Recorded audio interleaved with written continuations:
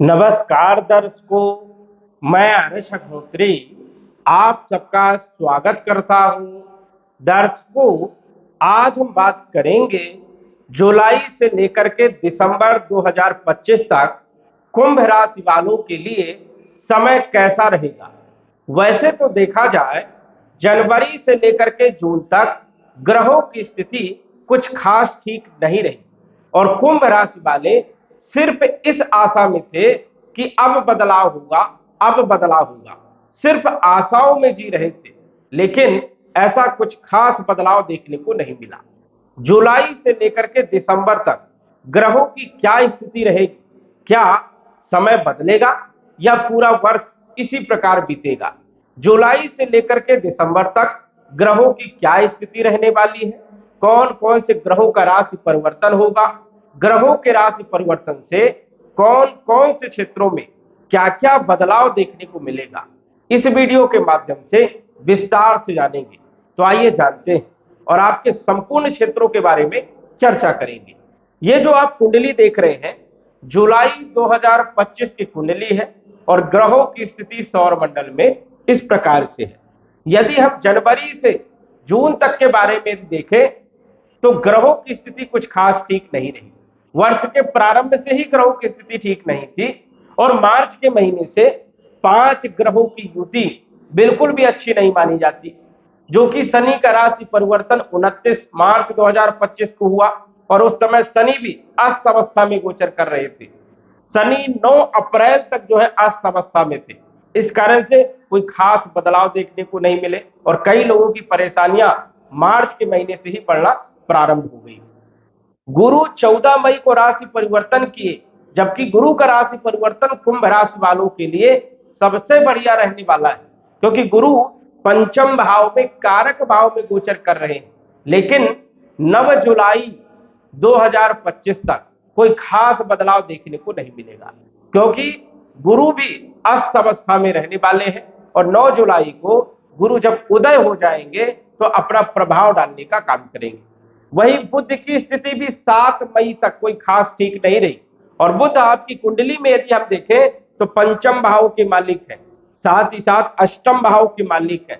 शिक्षा, संतान, love life, financial स्थिति, इन क्षेत्रों के मालिक है। व्यापार, बिजनेस और बुद्धि के कारक है, जो कि 7 मई तक बुध की स्थिति ठीक नहीं रही। इस कारण से इन क्षेत्रों पर जो है अच्छे परिणाम देखने को नहीं मिले। वही मंगल 3 अप्रैल से 7 जून तक नीच अवस्था में गोचर करे और मंगल आपकी कुंडली में कैरियर के मालिक है, साथ ही साथ पराक्रम के मालिक है। इस कारण से कोई खास बदलाव देखने को नहीं मिला, क्योंकि मंगल की स्थिति बढ़िया नहीं थी, नीच अवस्था में गोचर कर रहे थे। राहु केतु 18 मई को राशि परिवर्तन जो किए हैं, इनका प्रभाव आपके लिए आने वाले समय में कैसा रहने वाला है, क्योंकि राहु और केतु जुलाई के महीने से ही एक्टिव होंगे। एक निश्चित डिग्री पर जो है राहु केतु का गोचर होगा जुलाई के महीने से। वैसे तो अभी तक कम डिग्री में गोचर कर रहे थे और उतना प्रभाव भी देखने को नहीं मिल रहा था, लेकिन जुलाई के महीने से राहु और केतु भी पूर्ण रूप से एक्टिव हो जाएंगे। तो जुलाई से लेकर के दिसंबर तक क्या क्या आपको फल मिलने वाले हैं। सबसे पहला जो बदलाव होगा वो होगा 9 जुलाई को। गुरु जो कि अस्त अवस्था में अभी भी गोचर कर रहे हैं, ये 9 जुलाई को उदय हो जाएंगे और आपकी कुंडली में गुरु की यदि हम बात करें तो गुरु सबसे महत्वपूर्ण है, क्योंकि धन के मालिक है, द्वितीय भाव के मालिक है और लाभ भाव के भी मालिक है, आय के भी मालिक है। 9 नंबर की राशि और 12 नंबर की राशि, 9 नंबर धनु राशि, 12 नंबर मीन राशि, ये दोनों के स्वामी गुरु है और गुरु आपकी कुंडली के अनुसार से महत्वपूर्ण डिपार्टमेंट रखते हैं। लाभ के मालिक है, आय के मालिक है, तो गुरु ही आपको बताएंगे कितना आपको लाभ होगा, लाभ होगा कि नहीं होगा। धन के मालिक है, धन कितना देना है ये गुरु के हाथ में है और गुरु गोचर कहां कर रहे हैं, पंचम भाव में, सबसे अच्छे भाव में, त्रिकोण भाव में, और यहां पर गुरु कारक माने जाते हैं। तो स्वाभाविक है कि गुरु 9 जुलाई से जैसे ही उदय होंगे धन से जुड़ी हुई समस्याओं को दूर करने का काम करेंगे। द्वितीय भाव कुटुंब परिवार का भी होता है, कुटुंब परिवार से जुड़ी हुई समस्याओं को दूर करने का काम करेंगे। द्वितीय भाव वाणी का भी होता है, वाणी को मधुर बनाने का काम करेंगे और स्थायी संपत्ति को बढ़ाने का काम करेंगे। वही लाभ भाव के मालिक हैं। स्वाभाविक है कि अपने भाव को देख भी रहे हैं, और कोई भी ग्रह जब अपने घर को देखता है तो कभी भी नुकसान नहीं करता, फायदा ही करता है, चाहे हम हो चाहे ग्रह। तो गुरु की सप्तम दृष्टि अपने ही भाव में पड़ रही है। इस कारण से गुरु आय के माध्यम बढ़ाएंगे, आमदनी को बढ़ाने का काम करेंगे, वही लाभ देने का काम करेंगे। और विराजमान कहां है? पंचम भाव में। शिक्षा के स्तर को बेहतर करने का काम, संतान का सुख देने का काम, फाइनेंशियल स्थिति को मजबूत करने का काम, और लॉ लाइफ को भी बेहतर करने का काम जो है गुरु के पास है। और गुरु अच्छी स्थिति में है तो ये सब काम करने का प्रयास करेंगे ही करेंगे, और लाभ आपको मिलना ही मिलना है। यही गुरु अगस्त के महीने में पूर्ण रूप से मजबूत हो जाएंगे। 13 अगस्त को गुरु अपने नक्षत्र पुनर्वसु नक्षत्र में जब आएंगे तो 100% शुभ परिणाम देने का काम करेंगे। तो ये समझिए कि अगस्त से लेकर के दिसंबर तक का जो समय है ये बड़ा खास आपके लिए रहेगा, क्योंकि गुरु जो है अक्टूबर के महीने में 18 अक्टूबर को कर्क राशि में अपनी उच्च राशि में भी आएंगे, जो कि दिसंबर तक रहेंगे, 5 दिसंबर तक, और उसके बाद पुनः पंचम भाव में आएंगे। इस कारण से अद्भुत परिणाम देने का काम करेंगे। गुरु की दृष्टियां भी हैं। गुरु की पंचम दृष्टि इनकी पड़ने वाली है नवम भाव में। भाग्य का पूरा साथ मिलेगा, पिता के साथ संबंध मजबूत बनेंगे। सप्तम दृष्टि लाभ भाव में, आय के भाव में लाभ होगा, आय के माध्यम बढ़ेंगे। और नवम दृष्टि आपकी राशि पर लगन भर, इस कारण से कॉन्फिडेंस बहुत अच्छा रहेगा। स्वास्थ्य में चल रही समस्याएं दूर होंगी, हेल्थ आपकी बहुत अच्छी रहेगी, कॉन्फिडेंस आपका बहुत अच्छा रहेगा। और गुरु यहां पर पॉजिटिव रिजल्ट देते हैं, अपॉर्चुनिटी देने का काम करते हैं। तो गुरु का जो 9 जुलाई से बदलाव हो रहा है ये इन क्षेत्रों के लिए सबसे बढ़िया रहने वाला है। दूसरा जो बदलाव होगा, सूर्य जो है 16 जुलाई को कर्क राशि में छठे भाव में आएंगे, और सूर्य का गोचर छठे भाव में बढ़िया माना जाता है। तीसरे भाव में, छठे भाव में और एकादश भाव में, इन तीन ही भाव में सूर्य और मंगल का गोचर बहुत अच्छा माना जाता है। सूर्य जो है छठे भाव में गोचर करेंगे तो वैवाहिक जीवन में चल रही समस्याओं को दूर करने का काम, नौकरी से जुड़ी हुई समस्याएं यदि कोई चल रही थी उसको दूर करेंगे, चाहे आप सरकारी नौकरी में हो चाहे प्राइवेट नौकरी में हो। वही शत्रुओं का नाश करने का काम करेंगे, शत्रुओं को परास्त करने का काम करेंगे, रोगों को दूर करेंगे, ऋणों को समाप्त करेंगे, और जिन लोगों के पास नौकरी नहीं है उन लोगों को नौकरी भी देने का काम जो है सूर्यदेव करेंगे। कंपटीशन में सफलता देने का काम करेंगे, नौकरी के स्तर को बेहतर करने का काम करेंगे, चाहे आप प्राइवेट नौकरी में हो और चाहे आप सरकारी नौकरी में हो। तो सूर्य की स्थिति भी जुलाई के महीने में बढ़िया है। अगस्त के महीने में भी सूर्य बढ़िया रहेंगे। सितंबर के महीने में सूर्य की स्थिति उतनी बढ़िया नहीं है, लेकिन अक्टूबर के महीने से सूर्य की स्थिति बढ़िया है। तो दिसंबर तक सूर्य आपको अच्छे परिणाम देने का काम करें, तो सूर्य की स्थिति आपके लिए बढ़िया है। 30 अगस्त को सिंह राशि में बुध का गोचर होगा। बुध का भी ये बदलाव आपके लिए खास रहने वाला है, क्योंकि ये पंचम भाव के मालिक है। और बुध जो है ये समझिए कि 30 अगस्त को सिंह राशि में मित्र के घर में आएंगे, जबरदस्त लाभ देंगे, व्यापारिक स्थिति को बढ़िया करेंगे, शिक्षा, संतान, लॉ लाइफ को बेहतर करने का काम करेंगे, आपकी बुद्धि को बढ़ाने का काम करेंगे, अचानक धन लाभ भी देने का काम करेंगे, क्योंकि यह अष्टम भाव के भी मालिक है। देखा जाए तो गुप्त क्षेत्रों से धन प्राप्त करवा सकते हैं। तो ये एक बढ़िया स्थिति आपके लिए रहने वाली है। बुध का भी गोचर अच्छा रहने वाला है, और देखा जाए तो अष्टम भाव में बुध उतने अच्छे परिणाम नहीं देंगे, हालांकि वो अपने घर में उच्च के रहेंगे, कोई नकारात्मक प्रभाव नहीं रहेगा, अच्छे ही परिणाम वहां पर भी देंगे। दिसंबर तक बुध के अच्छे परिणाम आपको मिलने वाले हैं।